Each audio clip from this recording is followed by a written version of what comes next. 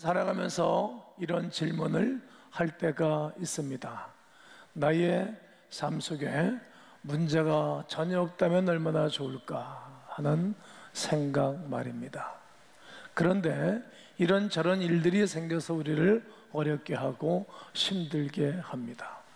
살아있는 사람에게는 늘 문제와 어려움이 뒤따르게 되어져 있습니다.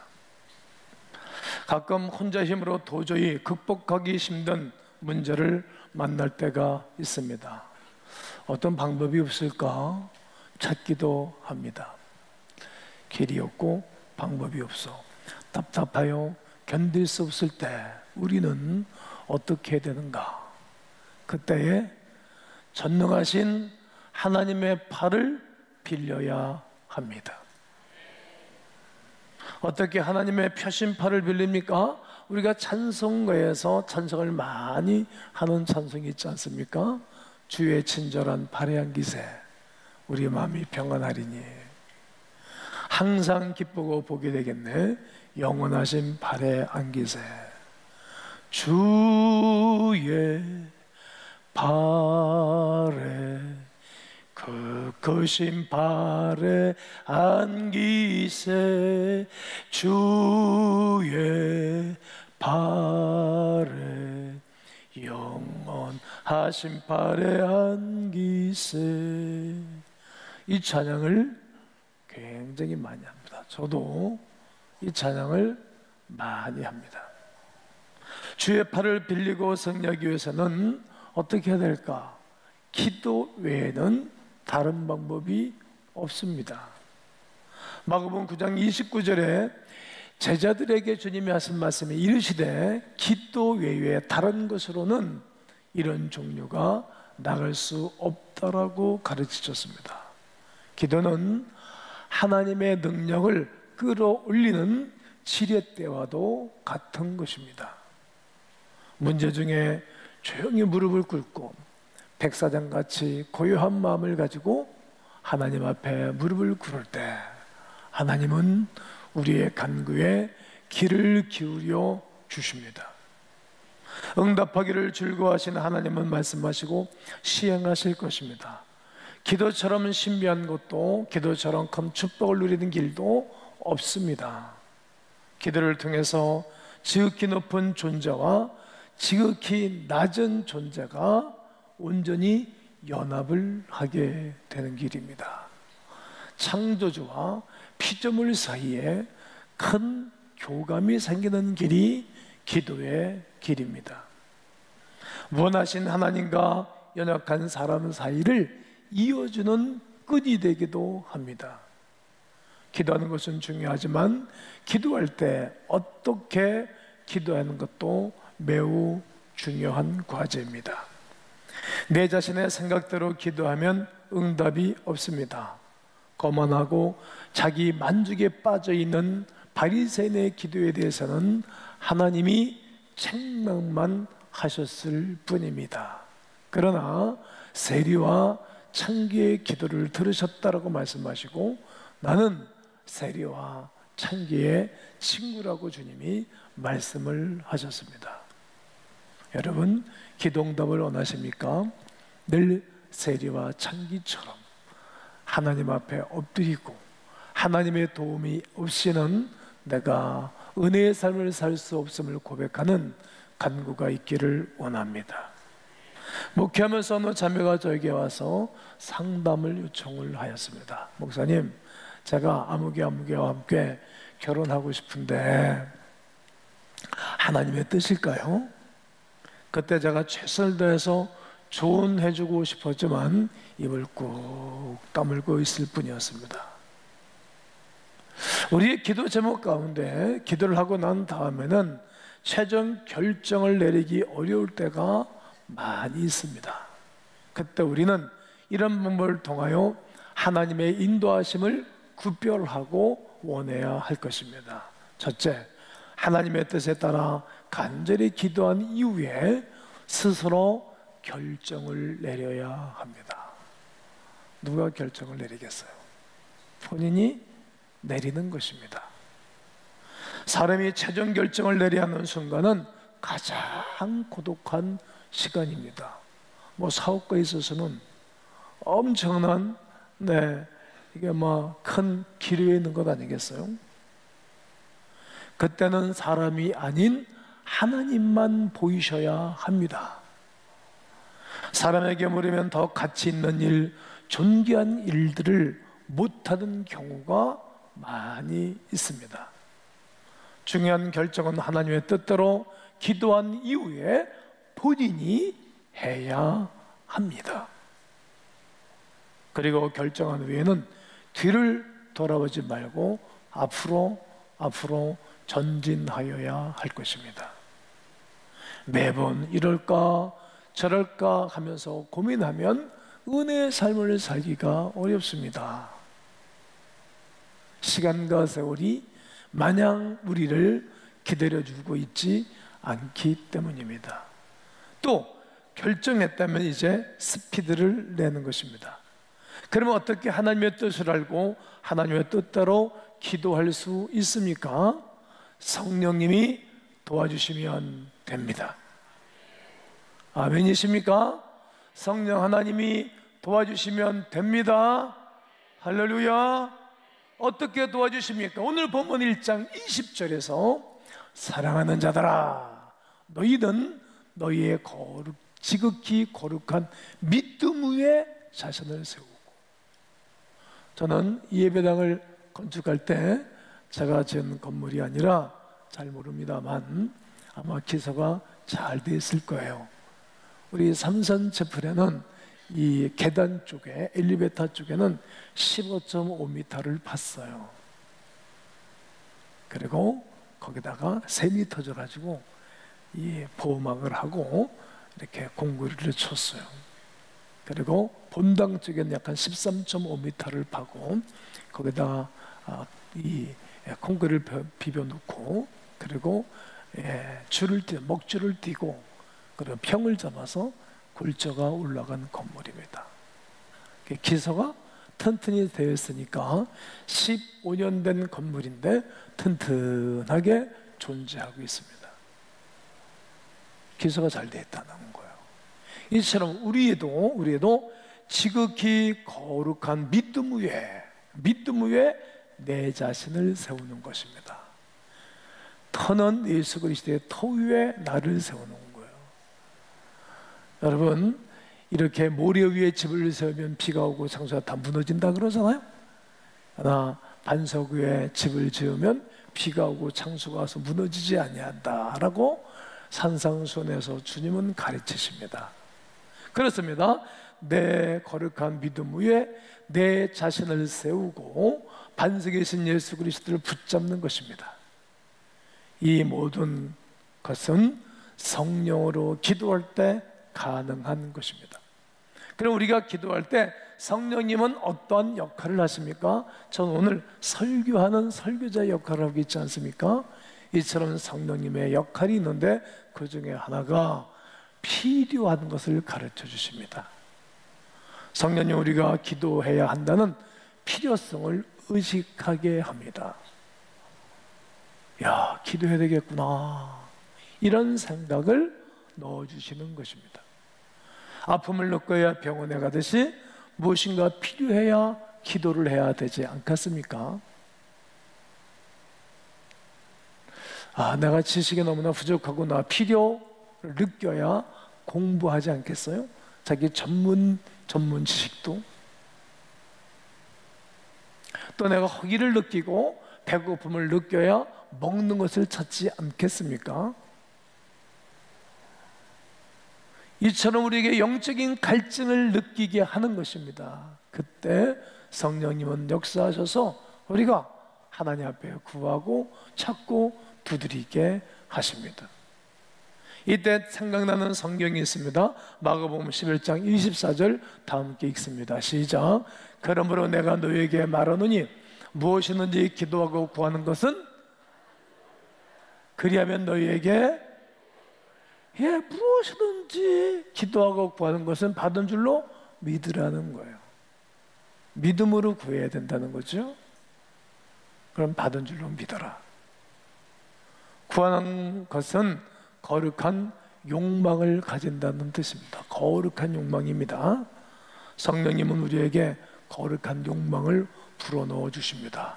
나를 위해서 기도하라고 계속 말씀하잖아요. 또 교회를 위해서 기도하라고, 또 순장님들은 순원들을 위해서 기도하라고 계속 성령이 말씀하지 않습니까?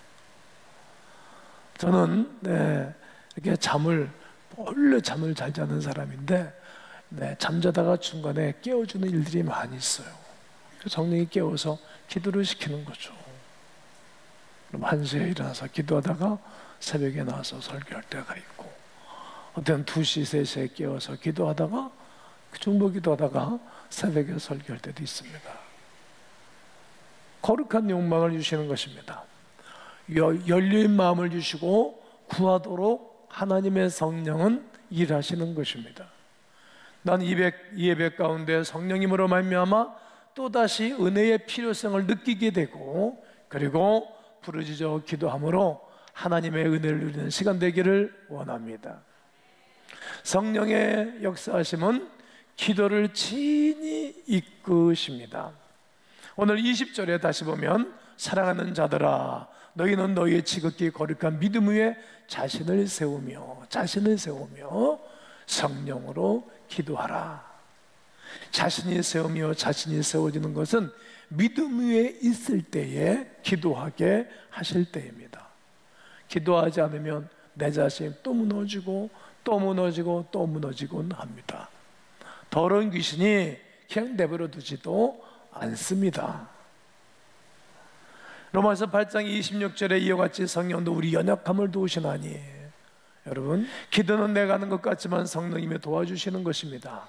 어떤 때는 무슨 기도를 해야 할지 모를 때도 있지만 하나님 앞에 있으면 하나님이 이끌어 주시는 것입니다. 기도는 성령께서 이끄시는 대로 하면 되는 것입니다.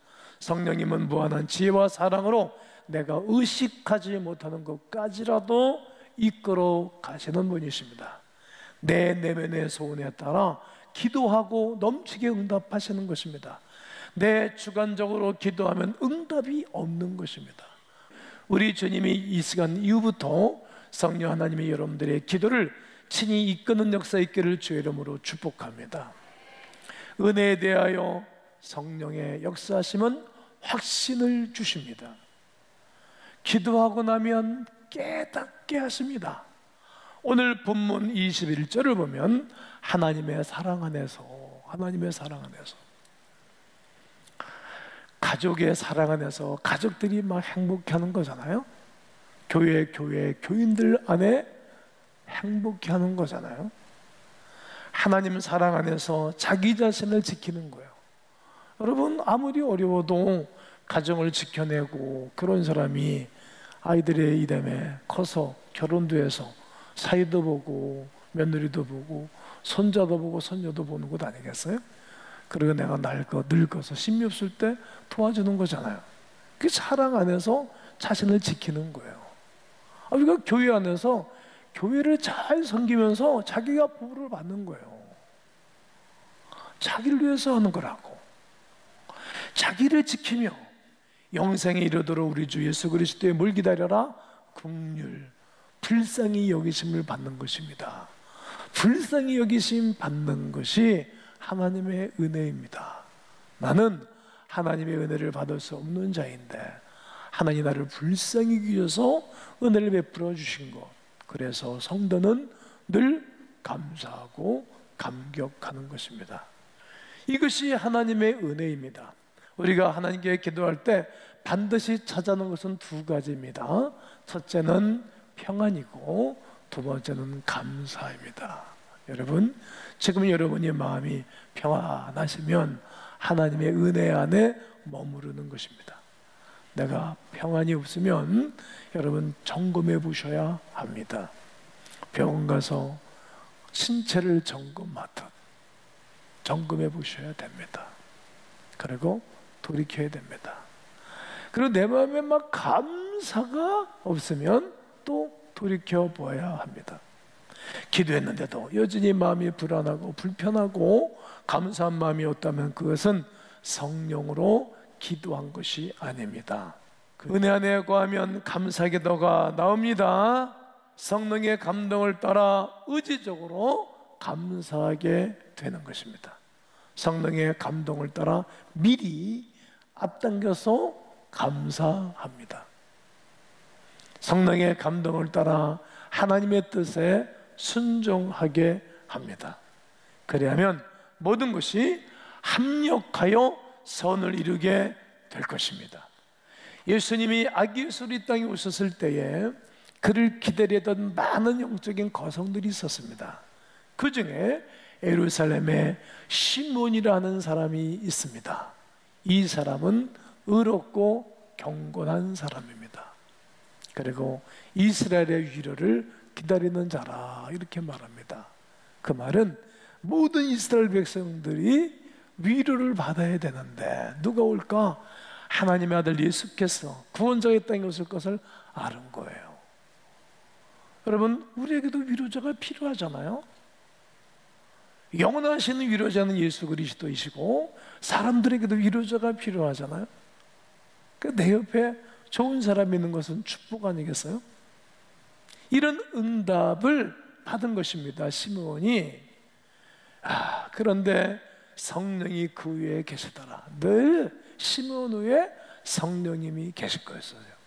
26절, 그가 주의 그리스도를 보기 전에는 죽지 아니하니라. 이런 응답을 받은 거예요. 네가 육신의 생명이 있는 동안에 예수님 만난다는 거예요. 그리스도, 기름 부음 받은 자를 말이죠. 이렇게 성령의 지시를 받았습니다. 그리고 성령의 감동으로 성전에 들어갔습니다. 그날도 감격된 예배를 드린 거예요. 감동과 감격된 예배를 드리고 성전에 들어갔는데, 와, 전에 하나님이 말씀하신 대로 하나님 은혜를 주신 것입니다. 마침 부모가 율법의 관례대로 행하고자 하여 그 아기 예수를 데리고 오는지라. 성령이 계셨고 성령의 지시를 받고 성령의 감동을 따라 그날도 최선을 다해서 준비해서 예배당에 들어왔는데, 이제 누가 아기 예수님을 마리아가 안고 온 것입니다. 여러분, 나는 여러분과 제가 늘 성령의 감동으로 성전에 들어오시고 예배를 드리시고 말씀을 받고 성령의 도우심으로 이 땅을 살기를 축복합니다. 바른 기도를 또한 성령의 역할은 드리게 하십니다. 바른 기도. 오염된 공기가 사람의 건강을 해칩니다. 요즘 많은 분들이 좋은 공기 있는 곳으로 가서 살고 싶어 합니다. 저도 좋은 공기 있는 곳에 가서 살고 싶은 마음이 있습니다. 이것이 잘못된 기도는 영혼과 신앙을 병들게 합니다. 병만 들면 상관이 없습니다만, 바른 응답이 없기 때문에 피폐한 인생을 삽니다. 어떤 기도가 바른 기도입니까?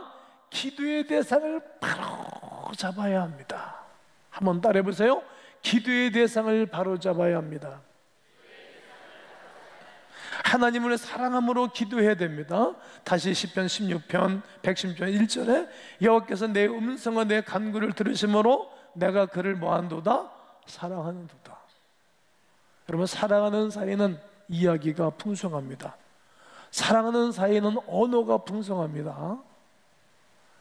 어느 때 남녀가 제일 말을 많이 하는 것이면 연애할 때 제일 많이 하고, 결혼하면 적게 하고, 결혼하고 난 다음에 애 낳으면 이제 옛날로 돌아가서 말을 안 한다고.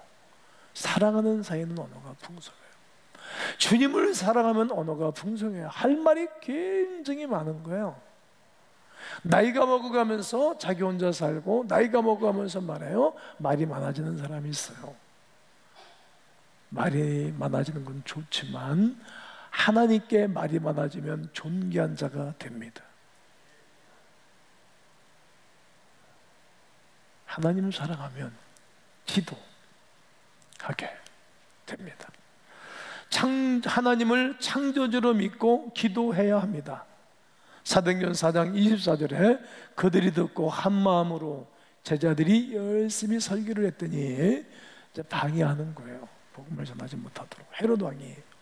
그때 한 마음으로 하나님께 소리를 높여 이르되 큰 소리로 제자들이 설교를 하고 기도를 했어요.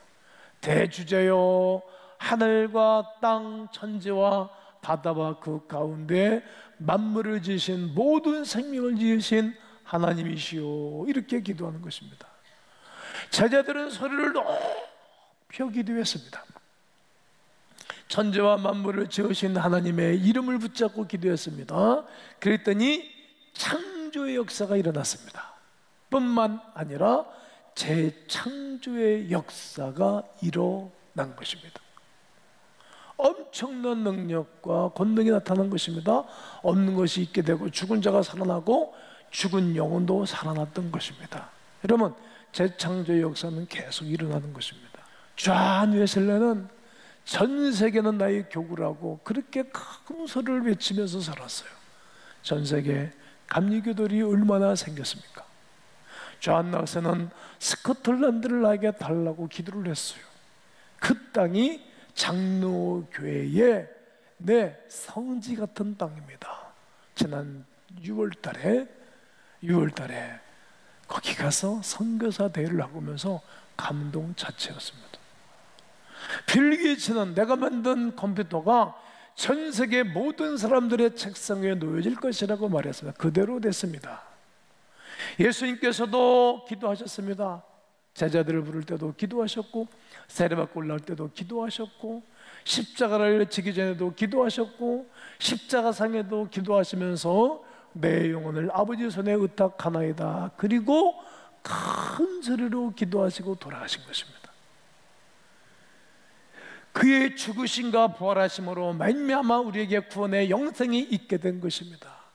예수님도 기도하셨습니다. 새벽 오히려 미명에도 기도하고 하루를 사시고 사역을 감당하셨습니다. 여러분, 저는 오늘 여러분들에게 오늘 이 세대에 필요한 성령님의 도우심으로 기도하는 삶을 살라고 고민했는데, 여러분은 어떤 기도 제목이 있으십니까? 간략해야 됩니다. 심플해야 됩니다. 이것입니다. 말할 수 있어야 됩니다. 우리 주님이 오늘 여러분에게 난 너에게 무엇해지를 원하니? 네가 무엇을 구하니? 이렇게 물으신다면 툭 튀어나와야 됩니다. 저는 분명한 기도 제목이 있습니다. 나라와 민족을 위해서, 우리 교회를 위해서, 우리 가문과 후손을 위해서도 늘 선포하고 기도하는 제목이 있고, 만나면 예배 드릴 때마다 축복해주고 해주는 말이 있습니다. 나는 그 모든 기도 제목들을 하나님이 일일이 들으시고 일일이 역사하는 은혜가 오늘 거룩한 주일에 오신 여러분 모두에게 있게 되시기를 주 예수의 이름으로 축원합니다.